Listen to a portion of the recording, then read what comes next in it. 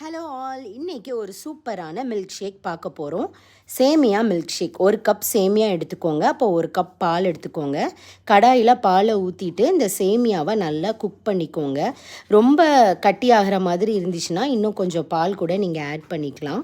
ரொம்ப சிம்பிளாக பண்ணுற மில்க் ஷேக் இது. டிஃப்ரெண்ட்டாகவும் இருந்துச்சு. இந்த இன்ஸ்டா கப்பாக நான் வாங்கி ஒரு 6 மந்த்ஸ் ஆச்சு.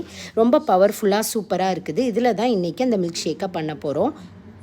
சேமியா கட்டியானனால இன்னும் கொஞ்சம் பால் சேர்த்துக்கிட்டேன். அப்புறம் 5 டேட்ஸு, 5 கேஷ்யூ நட்ஸ், 5 பாதாம், 2 ஏலக்காய் எடுத்துக்கோங்க.